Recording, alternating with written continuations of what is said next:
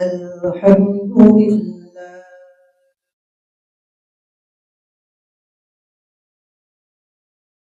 الحمد لله وكفى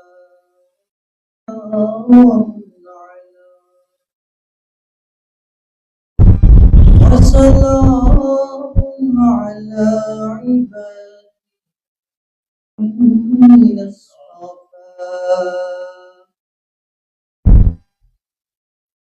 أما بعد فأعوذ بالله من الشيطان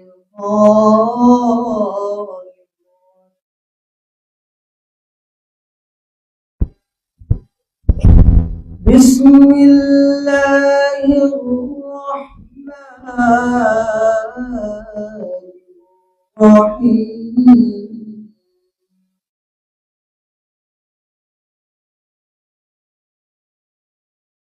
وأما من خاف مقام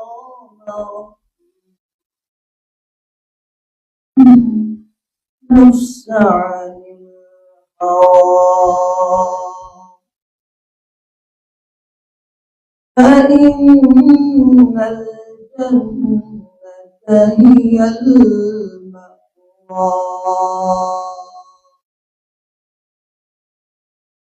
صدق الله المولانا العظيم وصدق رسوله النبي ونحن على ذلك شاهدين والشاهدين والحمد لله رب العالمين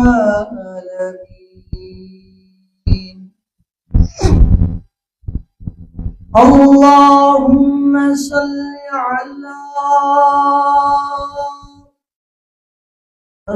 روحي سيدنا ومولانا محمد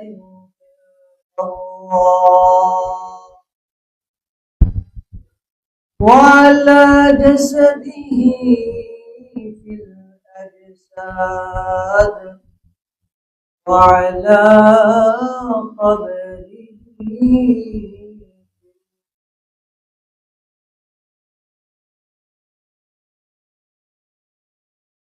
اللهم صل على محمد وعلى آل محمد كما صليت على إبراهيم وعلى آل إبراهيم إنك حميد مجيد اللهم بارك على محمد وعلى آل محمد كما باركت على إبراهيم وعلى آل إبراهيم حميد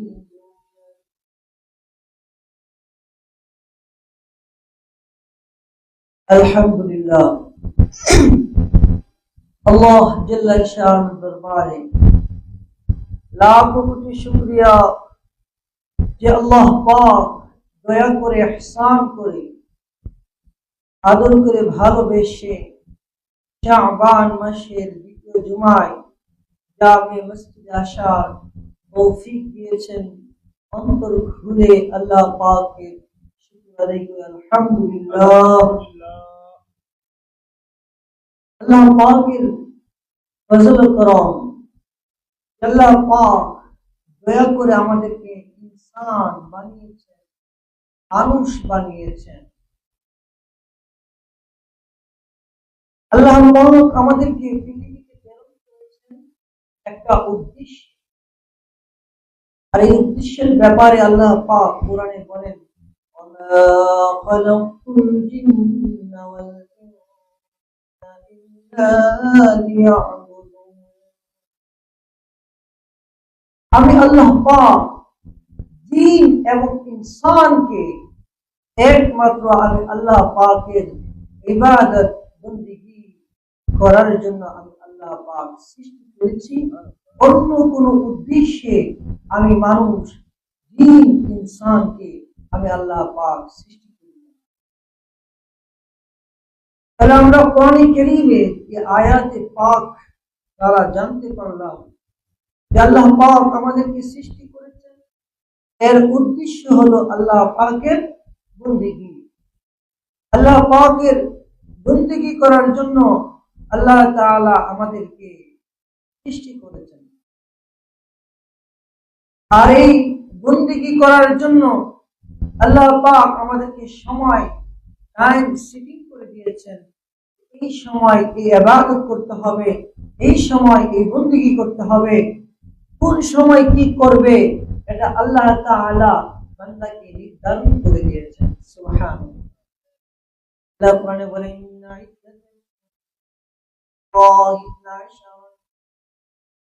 ফি কিতাবিল্লাহ, নিশ্চয়ই আল্লাহ পাকের কাছে মাস হিসাবে 12 মাস আল্লাহ পাকের কিতাবে নির্ধারিত আছে, লিপিবদ্ধ আছে, লেখা আকারে আছে। আল্লাহ পাক এই 12 মাস থেকে 4টা মাসকে আশহুরে হুরুম করেছেন। 4 মাসে আল্লাহ পাক আশহুরে হুরুম সম্মানিত মাস করেছেন। এর মধ্যে গত জুমায় আলোচনা করা হয়েছিল, একটা ছিল রজব, আর রমজান তো এমনি সম্মানিত। রমজান সম্মানিত হওয়ার কারণ কি আল্লাহ কোরআনে বলেছেন শাহরু রমাদানাল্লাযী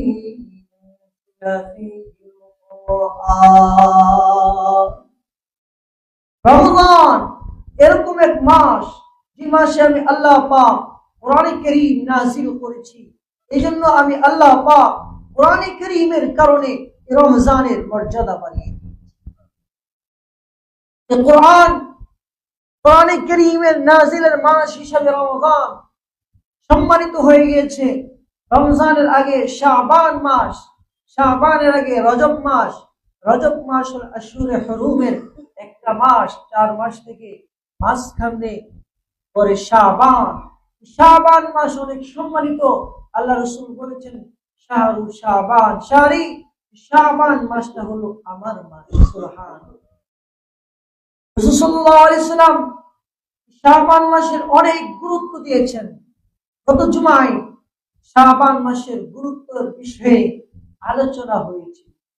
আল্লাহ পাক এই উম্মতকে কিছু মাস, কিছু সময়, কিছু টাইম, কিছু ওয়াক্ত, কিছু দিন আল্লাহ পাক এরকম দিয়েছেন এই সময়গুলোতে, এই দিনগুলোতে, এই অর্থতে বান্দা ইবাদত করে আল্লাহ পর্যন্ত মাস দিয়েছেন, যে মাসটা হাজারো মাস থেকে উত্তম। কিছু দিন দিয়েছেন যে দিনটা আল্লাহ কোরআনে বলে ইন্না ওয়ামা আদরাকা মা লাইলাতুল কদর লাইলাতুল কদরি কদরের এরকম একটা রাত আল্লাহ দিছে যে রাতটা হাজারো মাস থেকে উত্তম। আবার এরকম কিছু দিন আল্লাহ তাআলা দিছেন যে দিনটাও উত্তম। আবার এরকম কিছু সময় আল্লাহ পাক দিছেন যে সময়টাও শ্রদ্ধার সময়। আল্লাহ তাআলা এক স্থানের উপর আরেকটা স্থান, এরকম সমস্ত দিনের মধ্যে দিনদের সরদার হলো জুমা। জুমা এরকম একটা দিন যে দিনটাকে মুমিনের আনন্দের দিন বলা হয়েছে। সুবহানাল্লাহ। জুমা এরকম একটা দিন যে দিনটা হলো মুমিনের ঈদের দিন, আনন্দের দিন। কারণ এই দিনে এরকম একটা সময় আছে যে সময়টার মধ্যে বান্দা আল্লাহর কাছে যা চাইবে আল্লাহ বান্দারে তাই দেয়। জুমার দিনে এরকম একটা দিন আছে, এরকম একটা সময় আছে যেই সময়টায় বান্দা আল্লাহর কাছে যা চাইবে আল্লাহ তাআলা বান্দাকে তাই দিয়ে দিবে। আল্লাহ পাকের নিজাম, যে যত মেহনত করে আল্লাহ পাক তার মাকাম তত বাড়ায়। দিনের মধ্যেও সরদার দিন আছে, শ্রেষ্ঠ দিন আছে। দিনের মধ্যে শ্রেষ্ঠ দিন হলো জুমার দিন। এই জুমার দিন, জুমার গুরুত্ব আমাদের ভিতরে নাই। গুনাহ করতে করতে আমাদের দিন এরকম হয়ে গেছে। জুমার তাকিদ, জুমার গুরুত্ব আমাদের নাই।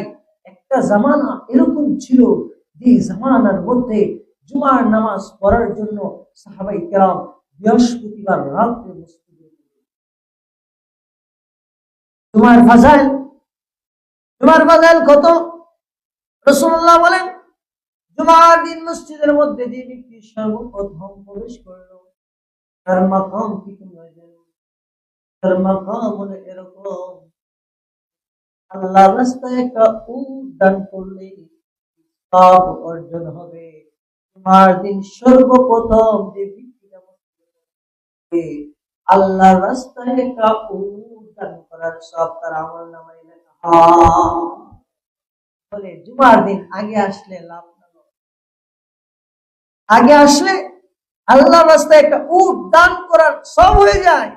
আমাদের তো সামনে রমজান আসতেছে, রমজানের পরে কুরবানি আসবে।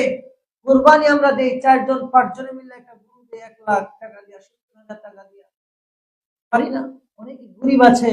আল্লাহ বলে, গরিবরা শুনো, তোমাদের জন্য জুমা অনেক বড় ফাজাইল, অনেক বড় গুরুত্ব। জুমার দিন গরিব তুমি আছো, তুমি আগে জুমার নামাজ পড়তে মসজিদে আসবা তো আল্লাহ পাক তোমার আমল নামায় উট কুরবানি করার সওয়াব দেবে।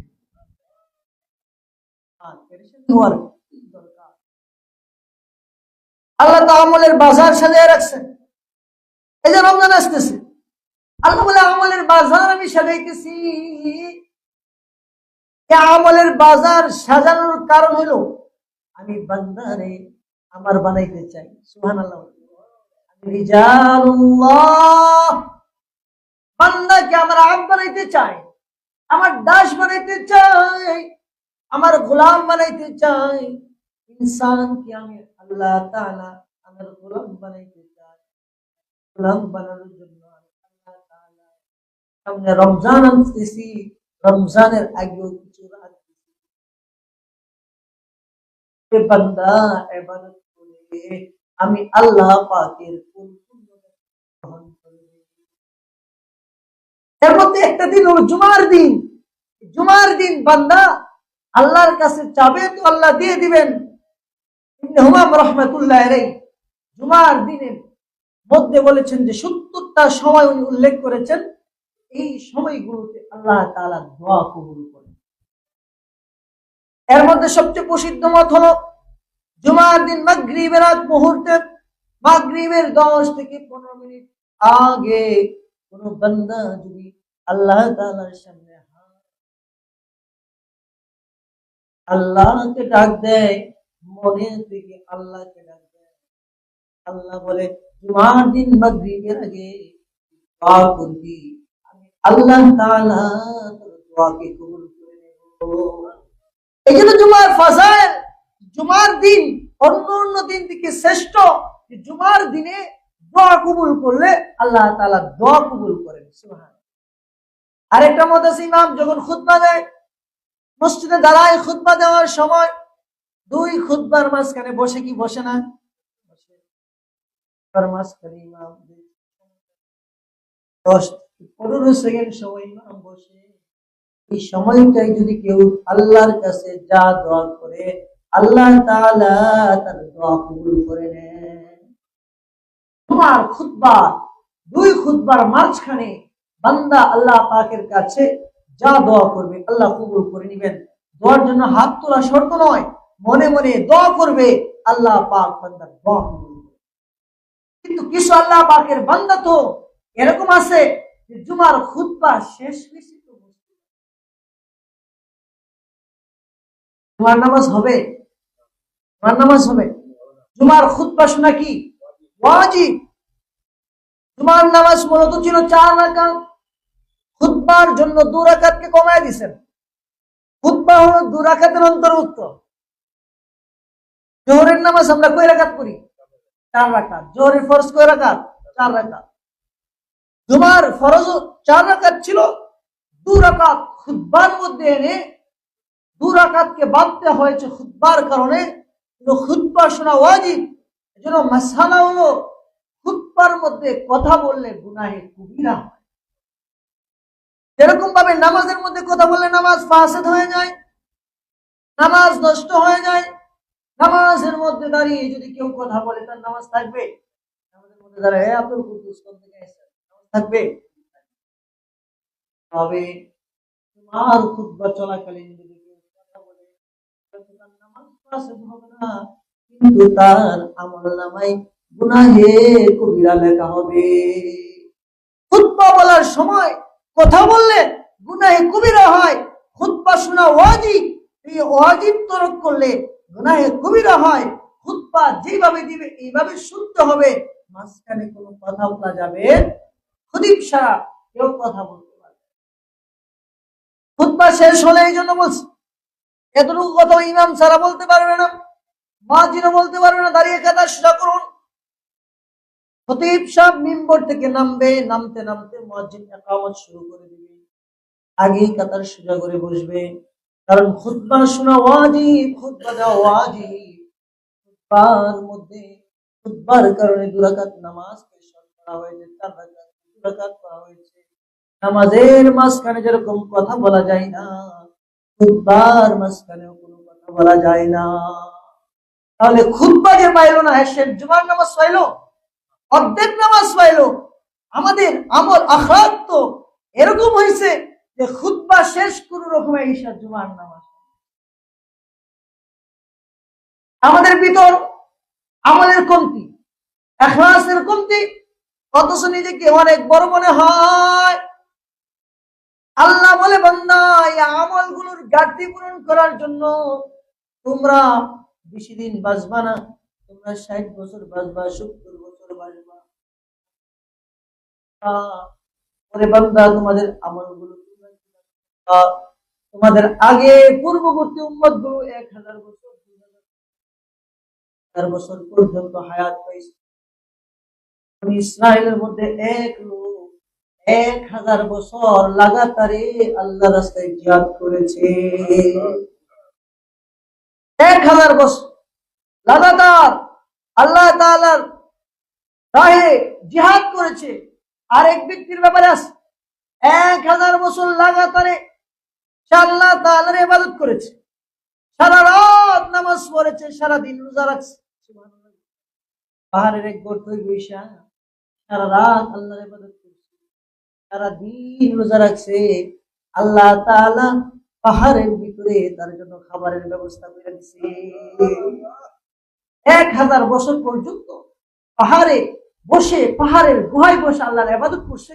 আল্লাহ তাআলা পাহাড়ের গুহার মধ্যে একটা আনার গাছ লাগায়, জান্নাতি আনার গাছ। আনার গাছের মধ্যে সকালে একটা আনার ধরতো, আনারটা সন্ধ্যাবেলা হইতো, বিশাল বড় আনার হইতো। অর্ধেক সে সন্ধ্যায় ইফতার করতো, তার পেট ভরে যাইত, আর অর্ধেক আনার দিয়েছে সিহিরি করতো। 1000 বছর ধারাবাহিক ভাবে আল্লাহ পাকের ইবাদত করছে। আল্লাহ বলে, ও পয়গম্বর, আপনার উম্মতরা তো 1000 বছর হায়াত পাবে না। দাঁড়িয়াকান্দি লুকমান খারকান্দি লোকেরা 60 বছর বাঁচবে, 50 বছর বাঁচবে, 40 বছর বাঁচবে। 40 বছর হইলে তো দাঁড়িয়ে দাঁড়িয়ে পাইকা যায়, কবর বেকা হয়ে যায়। তারা কি করবে? আল্লাহ বলে, তাদের জন্য আমি জুমা দিলাম, তাদের জন্য আমি লাইলাতুন নিসফি মিন শাবান দিলাম, তাদের জন্য আমি লাইলাতুল কদর দিলাম। যেই রাতগুলো হবে হাজারো মাস থেকে ইবাদত করা উত্তম, এক কদর যদি কেউ পাওয়া যায় 83,083 বছর ইবাদত করা তার আমলনামায় হয়ে যাবে। কেমন লাগবে?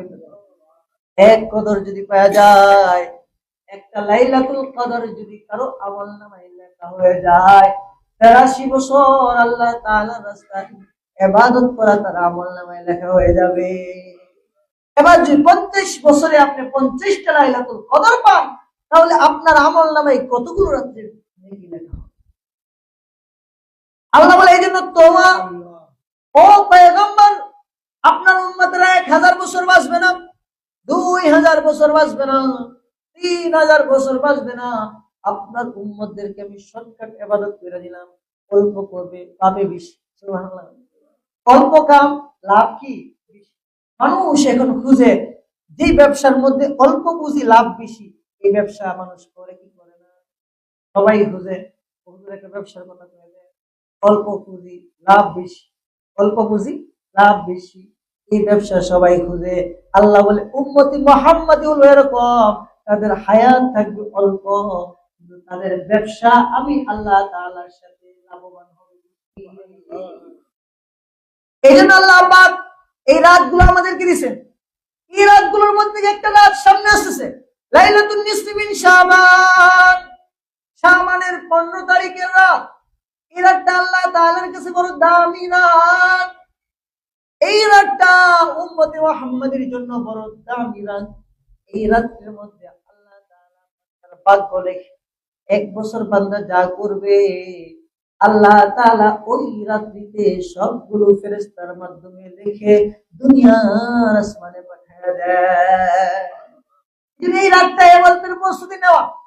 গত সপ্তাহে আলোচনা করা হয়েছিল এই রাত্রির ব্যাপারে। আম্মা জান আয়েশা কুবরা রাদিয়াল্লাহু তাআলা আনহা, কোরআন থেকে বর্ণিত হাদিস, আম্মা জানের ঘটনা, ওনার ব্যাপারে গত জুমায় কিছু বলা হয়েছিল।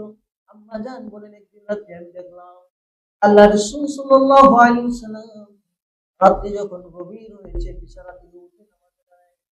সুবহানাল্লাহ। আল্লাহ রাসূল নামাজে দাঁড়ায় যান। আমি আয়েশা যখন আমার ঘুম পায়, রাত্রি গভীর হয়ে যায়, ও মা কাসীর, আল্লাহ রাসূল দীর্ঘ সিজদা, দীর্ঘ দাঁড়ায় রইলেন, দীর্ঘ সিজদা দিলেন। এত বড় সিজদা আল্লাহ রাসূল দিয়েছেন, আমি আয়েশার মনে মনে ধারণা হইতেছে আল্লাহ রাসূল মারা গেছেন।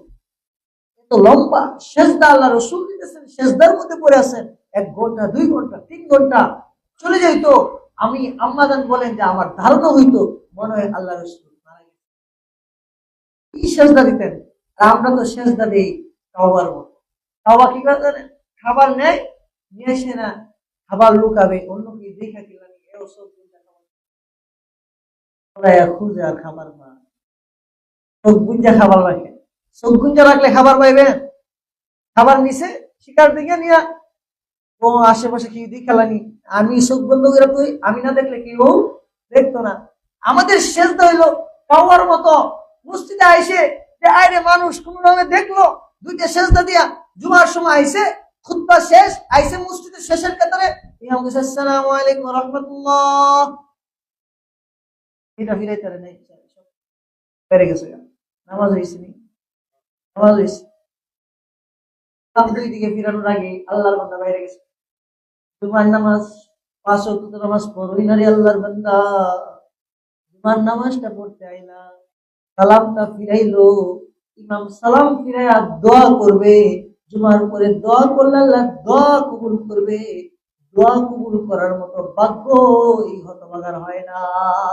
এরকম হতভাগা আছে না? আছে, অরণ্য আছে। অথচ দেখবেন গানের ময়দানে, বাজারের ময়দানে, চার দোকানে, চার হোস্টেলে বৈশা ঘন্টা কি ঘন্টা আলাপ করতেছে, আর সময় শেষ হয় না, আলাপ করতেছে, আলাপ করতেছে।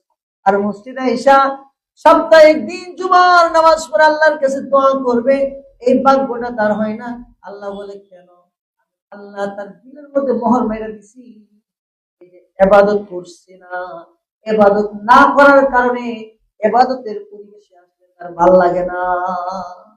ইবাদত করে না তো, সপ্তাহে 7 দিন নামাজ পড়ে না তো, এই নামাজের পরিবেশে আসলে তার ভালো লাগে না। তার শুধু বেনামাজিদের পরিবেশে যাইতে চায়, মন শুধু জাহান্নামীদের পরিবেশে যাইতে চায়। তোমরা বুঝতে নিও, যারা ইবাদত করো, ইবাদতের পরিবেশে বেশি বেশি করে থাকো, যাতে তোমার দিল ইবাদত করতে মনে। এই হলো আমাদের হালত। জুমার পরে যে 4 রাকাত সুন্নতে মুআক্কাদা আছে, এটা জানো না? 4 রাকাত নামাজ সুন্নতে মুআক্কাদা জুমার পরে যদি কেউ না পড়ে গুনাহে কবিরা হবে। এই 4 রাকাত সুন্নতে মুআক্কাদা না পড়ে দরবাস। জুমার নামাজের গুরুত্ব নাই। আল্লাহ বলে, ও বান্দারা, আমি আল্লাহ পাক তোমাদের জন্য জুমাকে ফরজ করেছি। জুমার আযান যখন হয়ে যায়, জুমার নামে আল্লাহ তাআলা কোরআনে একটা সূরা নাযিল করছে। সুবহানাল্লাহ বলেন। জুমার নামে কোরআনে আল্লাহ একটা সূরা নাযিল করছে, সূরাতুল জুমআ। সূরার নাম কি? সূরাতুল জুমআ। এই জুমার এত ফাজাইল দামি, এই জুমার নামে কোরআন একটা সূরা নাযিল করলাম, সূরাতুল জুমআ। এই সূরার প্রথম আয়াতের মধ্যে আল্লাহ তাআলা বলেন, যখন জুমার আযান হয়ে যায়, আমি আল্লাহ তাআলা সব বেচা কিনা, সব কিছু ঘরে বসে থাকা, জুমার আযান যখন হয়ে যায়, আমি আল্লাহ আমার বান্দাদের উপর সবগুলোকে হারাম কইরা দিয়া জুমার নামাজ পড়ার জন্য মসজিদে আসাকে ওয়াজিব করে দেই।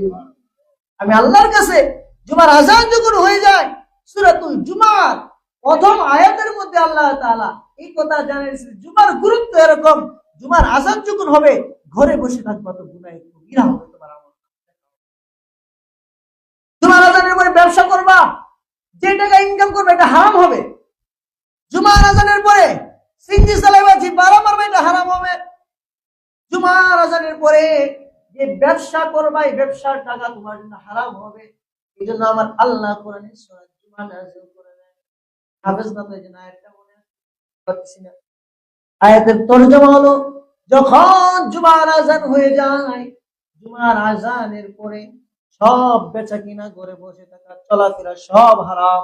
কারণ আমি আল্লাহ জুমার জন্য সপ্তাহে একদিন বিশেষভাবে মেহমানদারি করার জন্য আমি আল্লাহ আমার বান্দাদেরকে ডাকছি, সব কিছু ফেলে সাথে সাথে আমার ডাকে সাড়া দিবা। এই জুমার গুরুত্ব আমাদের ভিতরে নাই। লাইলাতুল কদর নিসফু মিন শাবান, লাইলাতুল নিসফি মিন শাবান, এর কদর তো আমাদের ভিতরে নাই।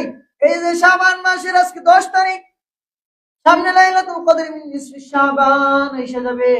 ওই রাত্রিতে ভাগ্য লেখা হয়, কে কি করবে, এক বছর তার আমলনামায় কি হবে, কি না হবে, আগামী বছর কিভাবে চলবে, আগামী বছর কতজন মরবে, কতজন বাঁচবে, সব কিছু আমার আল্লাহ তাআলা ওই রাত্রিতে বান্দার আমলনামাগুলো, এক বছরে যা আমলনামা করেছে সবগুলো আমলনামা ফেরেশতারা লেখা আমার আল্লাহর কাছে পেশ করে।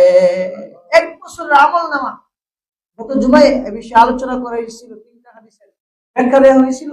বলছিলাম, এক হাদিসে তো আছে যে প্রতিদিনের আমল প্রতিদিনে পৌঁছানো হয়, আরেক হাদিসে আছে যে সপ্তাহে শুক্রবার এবং বৃহস্পতিবার এবং সোমবার বান্দার আমলনামা আল্লাহর কাছে পেশ করা হয়। আর এই হাদিসে আছে যে লাইলাতুল নিসফি মিন শাবান, শাবানের 15 তারিখ রাত্রিতে বান্দার আমলনামা পেশ করা হয়। তাহলে কথা হয়ে গেল 3টা। ওইটা এর ব্যাখ্যাও দিছিলাম। বলেছিলাম যে সপ্তাহে একদিন বান্দা যে আমলগুলো প্রতিদিনের আমল, প্রতিদিন আজকে আপনি সকাল ফজর থেকে আসর পর্যন্ত যা আমল করেছেন, মাগরিবের সময় আল্লাহর কাছে পেশ করা। আবার মাগরিব থেকে ফজর পর্যন্ত যে আমলগুলো বান্দা করেছে, ফজরের সময় আল্লাহর কাছে পেশ করা হয়। এটা হলো দিনের আমল। আবার সপ্তাহে 7 দিন যে আমলগুলো আপনি করছেন, সবগুলো আমল একসাথে জমা করে টোটাল হিসাব বৃহস্পতিবার আল্লাহর কাছে পেশ করা হয়। এবং পুরা বছরে যেটা সপ্তাহ হয়, সবগুলো সপ্তাহের হিসাব একেবারে মুদ্রা কথা, মুদ্ফল সবগুলো মিলায় লাইলাতুল নিসফি মিন শাবানে পুরা গোটা হিসাব আল্লাহ তাআলার কাছে পেশ করা হয়। উদাহরণ দিছিলাম, এই জন্য আলোচনা দিয়ে করব না। এই লাইলাতুল নিসফি মিন শাবান, এই শাবানে আমাদের করণীয় কি, আমাদের বর্জনীয় কি? অনেকেই শাবানে রোজা রাখে, শাবানের 15 তারিখে রোজা রাখে, শাবানের 15 তারিখে রোজা রাখে। শাবান মাসে কি আমল করবে?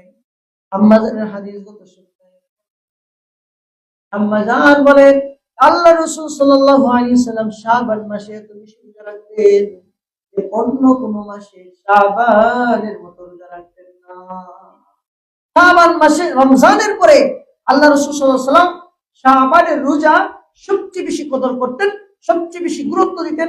শাবান মাসে বেশি রোজা রাখতেন রমজানের প্রস্তুতি গ্রহণ করার জন্য। আল্লাহ রাসূল বলেছেন, তবে শাবানের 27 তারিখ থেকে আর রোজা রাখবে না। 27 তারিখ পর্যন্ত আল্লাহ রাসূল ধারাবাহিকভাবে অধিকাংশ সময় রোজা রাখতে। অনেক মহিলারা বলে, হুজুর শাবানের ছোট ছোট ছুটি বই আছে, এগুলোর মধ্যে অনেক ভুল ব্যাখ্যা দেয়। শাবানের 15 তারিখে কোনো রোজা আছে কিনা, সুন্নত আলাদা কোনো রোজা আছে কিনা। প্রত্যেক মাসে 3টা রোজা রাখা সুন্নত। প্রত্যেক মাসে কয়টা রোজা রাখা সুন্নত? হলো আরবি মাসের, প্রত্যেক আরবি মাসের 13, 14, 15 তারিখ 3 দিন রোজা রাখা সুন্নত। এই রোজাকে বলা হয় আইয়ামে বীচের রোজা। আইয়ামে বীচের রোজা। প্রত্যেক মাসে 3টা রোজা রাখা কি সুন্নাত। এই রোজাকে কি বলা হয়? আইয়ামে বীচের রোজা। অর্থাৎ প্রত্যেক আরবি মাসের 13, 14, 15 তারিখ রোজা রাখা কি সুন্নাত।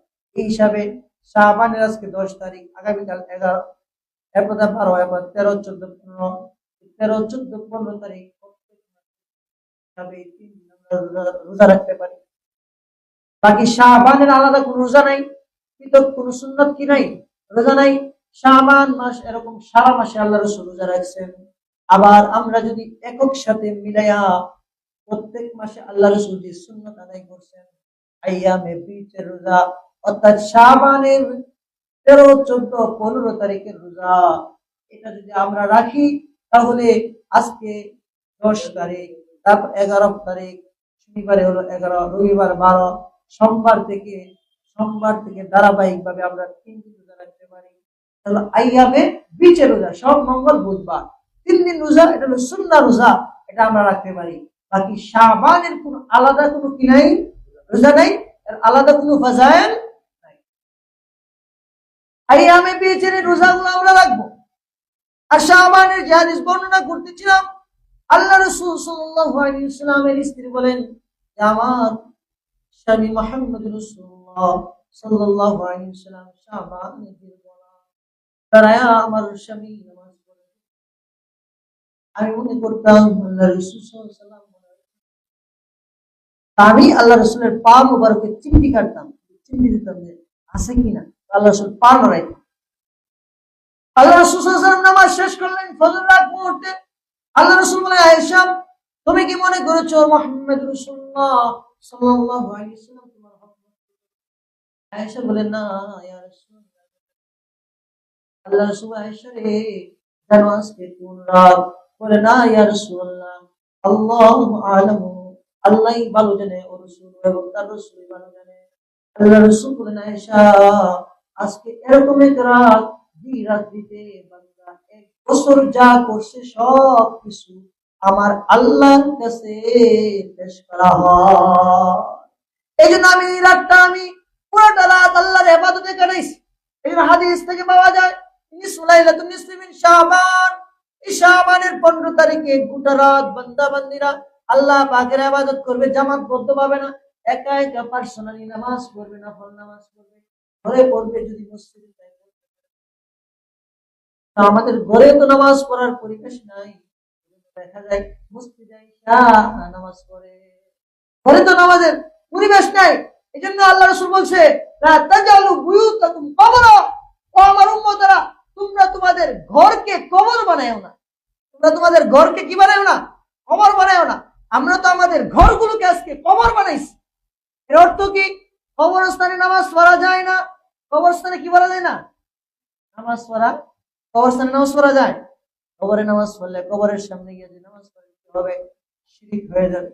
কবরের সামনে গিয়ে সেজদা দেওয়া যাবে, সেজদা দেওয়া যাবে, কোন পীরকে সেজদা দেওয়া যাবে, কোন আলেমকে সেজদা দেওয়া যাবে, হ্যাঁ, বাবাকে সেজদা দেওয়া যাবে না। না, আল্লাহ ছাড়া কারোর সামনে মাথা নত করা যাবে না।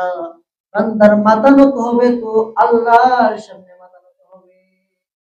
আল্লাহ ছাড়া কারোর সামনে মাথা নত করা যাবে না, কবরের সামনে মাথা নত করা যাবে না। হ্যাঁ, কোন আল্লাহ ওয়ালার কবর জিয়ারত করা যাবে, কোন আল্লাহর ওলির কবর জিয়ারত করা যাবে। আল্লাহ ওয়ালাদের রুহানি ফরায়েজও পাওয়া যায়, মৃত্যুর পরেও তাদের রুহানি ফরায়েজ পাওয়া যায়। তাদের কবরের সামনে দাঁড়াইলেও তাদের রুহানি ফরায়েজের বরকত পাওয়া যায়। কিন্তু এটাকে আমাদের সমাজে অনেকে শিরকের পর্যায়ে নিয়ে যায়। আল্লাহ ওয়ালাদের রুহানি ফরায়েজ বরকত তাদের কবরে পাওয়া যায়। আমি যখন মেশকাতে পড়ি, আমাদের মেশকাতের মধ্যে হেদায়াত সালেস পড়েছেন আল্লামা হেমাদুদ্দিন সাহেব দামাত বারাকাতুহু অনেক বড় লেখক, উনি প্রায় 500-600 কিতাবের মধ্যে উনি লিখছেন, বড় লেখক, এখনো জীবিত আছে, অনেক একেবারে মুহাদ্দিস। হুজুর আমাদেরকে একটা ঘটনা শুনেছে, আল্লাহ ওয়ালাদের রুহানি ফারায়েজ এরকম, বারাকাত এরকম, ওনারা মরলেও, ওনারা আল্লাহর কাছে চলে যাওয়ার পরেও ওনাদের কবরে যাইলেও ফারায়েজ বারাকাত পাওয়া যায়, নূর পাওয়া যায়। ওনাদের কবরের মধ্যে যাইলেও নূর পাওয়া যায়, বারাকাত পাওয়া যায়। এই জন্য অনেকে দেখা যায় শিরকে লিপ্ত হয়ে যায় না।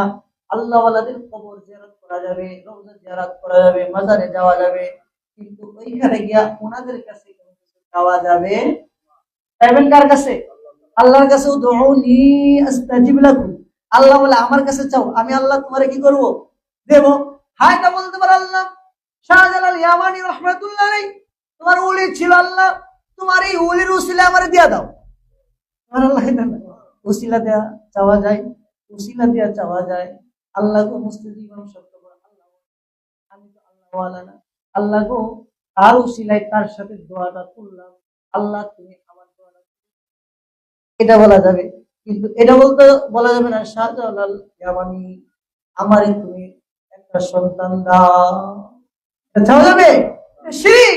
বলতে পারেন আল্লাহ আমার সন্তান হয় না, কিন্তু শাহজালাল ইয়ামানি তো তোমার বুজুর্গ আল্লাহ ওয়ালা, আল্লাহ আমি যদি চাই তাহলে দিবা না, কিন্তু তোমার ওলির উসিলা যদি চাই তুমি দিতে পারো, আল্লাহ তোমার ওলির উসিলা আমার চাওয়া যাবে।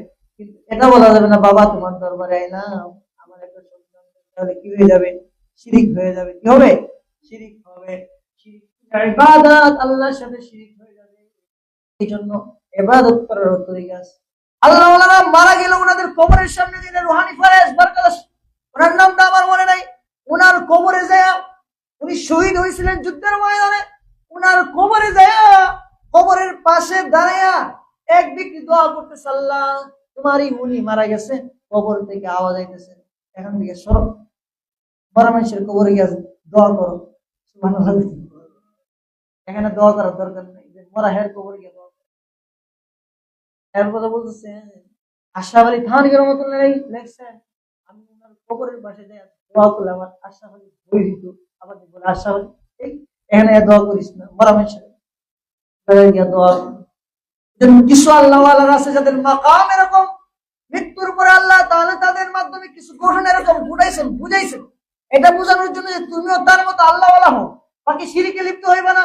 সে যেরকম ভাবে ইবাদত করছে, এইভাবে যদি ইবাদত কইরা আমি আল্লাহর ওলি হয়ে কবরে আসতে পারো, তাহলে কবরের মধ্যে তুমি জিন্দা থাকবা, কবরের মধ্যে তুমি আমি আল্লাহ পাকের বন্ধুত্বের আপ্যায়ন তোমার কবরে হবে। এই জন্য তো দেখা যায় যে অনেক ওলি আল্লাহরা মারা গেছে, 100 বছর পর্যন্ত কবর ঘুরছে, কিন্তু লাশ ঠিকই আছে।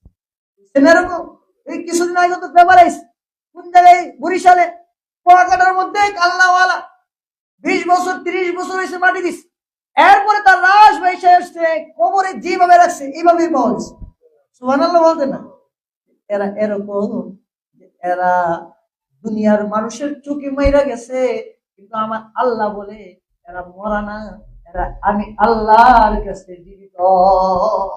এদের দেহ পোকামাকড় মাটি খাইতে পারে না, এদের জন্য আল্লাহ হারাম করে দেন। জমিনের মধ্যে কিছু মানুষ এরকম আছে যাদের দেহ মাটি খাওয়া হারাম, এর মধ্যে 1 নম্বর লোক পয়গম্বর আলাইহিস সালামরা, সমস্ত নবীরা তাদের কবরে জীবিত। এই জন্য আমাদের বিশ্বাস, আহলে সুন্নাহ ওয়াল জামাতের আকীদা হলো আমাদের নবী হায়াতুন নবী, আমাদের নবীর কোনো মৃত্যু নাই, আমাদের নবী কবরে জীবিত আছে। সমস্ত নবীদের লাশকে মাটি খাওয়া হারাম, মাটির জন্য হারাম করছেন আল্লাহ, এটা নবীদের শান। এও তুমি এটা কইতে পারবে না যে নবীদের তো খায় না, আমারও খাইতো না। হ্যাঁ, খাবে না যদি তুমি নবীদের শানের সান্নিধ্য হইতে পারো, নবীদের গুণ তোমার ভিতরে আনতে পারো। এই জন্য আল্লাহ এই গুণগুলো, সিফাতগুলো, নবীওয়ালা সিফাতগুলো আনার জন্য আমি আল্লাহ জীবনে কিছু রাত দিছি, কিছু দিন দিছি। এই দিনগুলোতে ইবাদত বন্দেগী কইরা তোমরা নবীওয়ালা মাকাম, নবীদের শান তোমাদের ভিতরে ফিট কইরা যখন তোমরা এরকম আল্লাহর ওলি হইবা, তো ওই কবরে আসলেও কবর তোমার সাথে ভালো ব্যবহার করবে। আর যদি মাকাম তোমার ভিতরে না আসে, গুনার জিন্দেগি যদি তুমি করো, নাফরমানির জিন্দেগি যদি করো, এই দিনগুলোকে যদি গুরুত্ব না দাও, ইবাদত বন্দেগী না করো, আমি আল্লাহর কাছে যদি আসো, তাহলে কিন্তু তোমার পাকড়া হবে। এই জন্য আমি আল্লাহ তাআলা, আমি আল্লাহর ওলি হওয়ার জন্য, আমি আল্লাহর বন্ধু হওয়ার জন্য, এই যে সামনে এখন শাবান চলতেছে, রমজান দিতেছি, রমজান মাসটা হলো আমি ওলি হওয়ার মাস, আমি আল্লাহর বন্ধু হওয়ার মাস। এই জন্য তোমরা শাবান মাসেই পরিপূর্ণ মুত্তাকি হইয়া, পাক হইয়া, রমজান মাসের প্রথম রমজানে আমি আল্লাহর ওলি হয়ে যাই। এই জন্য শাবান মাসে আল্লাহ রাসূল বলছেন বেশি বেশি রোজা রাখো। তবে 27 তারিখ পর্যন্ত রাখবা, এরপর রাখবা না। 3 দিন রমজানের প্রস্তুতি নিবা। শাবানের রাতগুলোতে দীর্ঘ কোরআনে কারীমের তেলাওয়াত করবা। শাবানের দিনগুলোতে কোরআনে কারীমের তেলাওয়াত করবা। প্রত্যেক ঘরে যেন কোরআনে কারীমের তেলাওয়াত হয়। কোন ঘরে যেন টিভি না চলে, কোন ঘরে যেন সিনেমা না চলে, কোন ঘরে যেন গান না চলে, কোন ঘরে যেন ব্যভিচার না চলে, কোন ঘরে যেন জুলুম না চলে, কোন ঘরে যেন বেপরদিগি না চলে। তোমরা শাবান থেকে আমি আল্লাহ পাকের ওলি হওয়ার মেহনত শুরু করবা, প্র্যাকটিস শুরু করবা। মা প্র্যাকটিস শুরু করবে, বাবা প্র্যাকটিস শুরু করবে। কিভাবে করবে?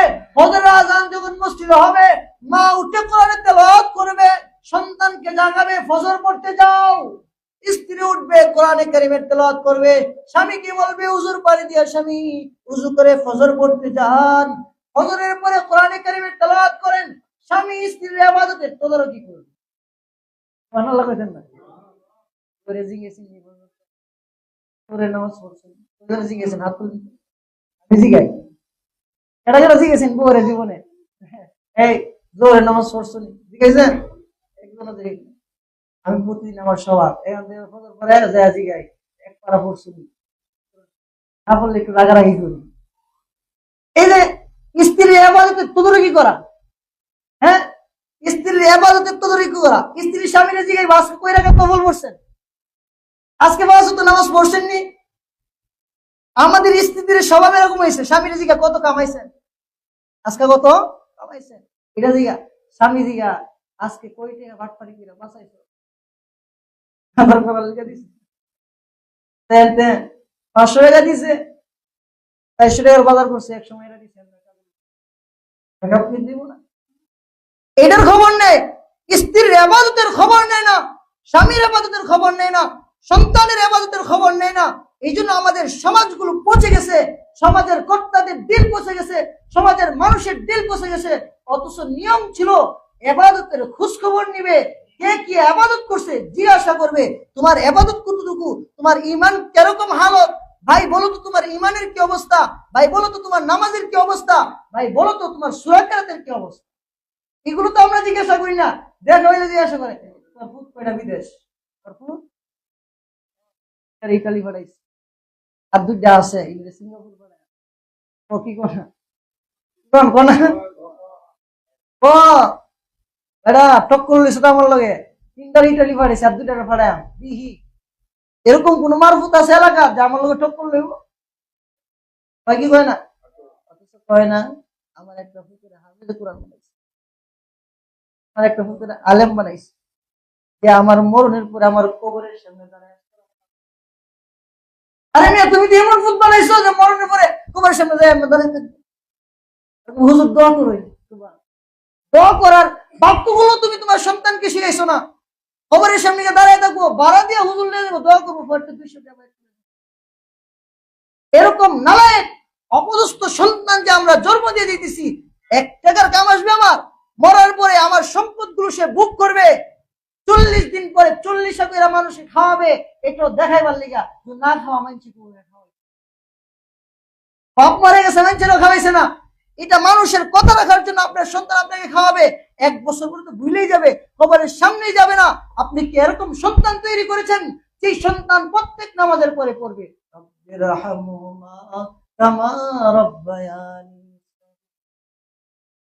যে সন্তান আপনার জন্য চোখের পানিগুলো ফেলে কাঁদবে, আল্লাহ আমার বাবাকে মাফ করে দাও। যে সন্তান আপনার জানাজার রাশকে সামনে নিয়ে আপনার জানাজার ইমামতি করবে। একজন সন্তান যদি বাবার জানাজার ইমামতি করে, 70 জন আব্দুল কাদের জিলানীর মতো আল্লাহর ওলি যদি জানাজার ইমামতি করলে হবে। নিজের সন্তান যদি বাবার জানাজা দিতে পারে, আল্লাহু আকবার বলবে, তো আল্লাহ তার কবরের আযাবকে মাফ করে দিবে। এরকম সন্তান কি তৈরি করছি? ইতালি যাওয়ার সন্তান তো আমরা তৈরি করতেছি, সিঙ্গাপুর যাওয়ার সন্তান তো তৈরি করতেছি, বেহেশতে যাওয়ার সন্তান তৈরি করছি। বেহেশতে যাওয়ার সন্তান তৈরি করেন, জান্নাতে যাওয়ার সন্তান তৈরি করেন। ইতালি যাওয়ার দেন, এটা তো মহিলা দিলে শেষ, এরপরে আর যাবে না। টাকা পয়সা যাবে। মানুষ বেহুশ হইছ দুনিয়া পিছে, কি জবাব দিবে রে তুই আল্লাহর কাছে? হালাল হারাম না মানিয়া এত টাকা করছো কামাই, এত টাকা রাখবা কোথায়? কাপড়ের তো পকেট নাই। কাপড়ের পকেট আছে? টাকা রাখবা কোথায়? কাপড়ের তো পকেট নাই। টাকা পয়সা রইয়া কি কেউ কবরে গেছে? টাকা পয়সা নিয়ে কেউ গেছে কবরে? কেউ যাইতে পারবে? পুরা অর্ধ জাহানের বাদশা যিনি ছিলেন, তিনি মারার সময় বলছে, আমার দুইটা হাত বাড়াইয়া দিও, আমার হাঁটুনার হাত দিয়ে দুইটা হাত বাড়াইয়া দিও। মারার পরে যখন দুই হাত জুলকা নেই, তার দুই হাত বাড়াইছে। মানুষ বলে, দেখ কত বড় লুট, মহিলা গেছে তারপরে ট্যাক্স চাইতেছে, মহিলা গেছে তারপরে হাত বাড়া আমরা কাছে টাকা চাইতেছে। আলেমরা বলে, না না না, টাকা চাইতেছে না, বুঝাইতেছে পুরা অর্ধ জাহানের বাদশা ছিলাম, কিন্তু আমিও তো খালি হাতে কবরের দিকে রওনা দিলাম। কাইতন্ড হইলা রেখে দিছে, এটাও যাওয়ার লেগে দেয় নাই আমার সাথে। আরে কি জন্য পাগল হইলা? মানুষ এত পাগল হইলা কিভাবে? মৃত্যুর কথা কিভাবে স্মরণ হয় না? একটা জান্নাতে যাওয়ার একটা সন্তান বানান না, জান্নাতে যে নিবে আপনারা এরকম একটা সন্তান বানান। সিঙ্গাপুর যাওয়ার সন্তান তো বানালেন 5টা, জান্নাতে যাওয়ার সন্তান একটা বানান, যে এর উসিলা দিয়ে এর পিছে পিছে জান্নাতে যেতে পারো। সন্তান না বানাইতে পারলে নাতি তো আছে, নাতিরে বানান। নাতিরা তো নানারে ধরে নিব, কি করে নিত না? নাতিটারে বানান, নাতিটারে বানান, বা বাতিজাটারে বানান, বা কেউ নাই, নাতিও নাই, বাতিজাও নাই, আলেমদেরকে মহব্বত করেন। এই আলেমদের মহব্বতের দাবি কইরা কিয়ামতের ময়দানে আপনাকে জাহান্নামে দেখে আল্লাহকে যেন বলে, আল্লাহ এত আমার মহব্বত করতে, জান্নাতে যাওয়ার কিছু ইনকাম আমরা করি, কিছু পুঁজি আমরা তৈরি করি। আমরা তো দুনিয়ার পুঁজি অনেক করতেছি, এখন জান্নাতে যাওয়ার প্রস্তুতির মাস শাবান মাস চলতেছে। এই জন্য আমরা কোরআনে কারীমের তেলাওয়াত বেশি বেশি করব। আর জান্নাতে যাওয়ার সন্তান তৈরি করবেন কি করবেন না? জান্নাতে যাওয়ার সন্তান অনেক তৈরি করতেছেন, এবার জান্নাতে যাওয়ার একটা সন্তান বানান, যে সন্তান আপনাকে জান্নাতে যাওয়ার জন্য সাহায্য করবে। আল্লাহ পাক আমাদেরকে জান্নাতে যাওয়ার সন্তান রাইখা যাওয়ার তৌফিক দান করুক, আমল আখলাক ভালো করার তৌফিক দান করুক। ওয়া আখির দাওয়ানা।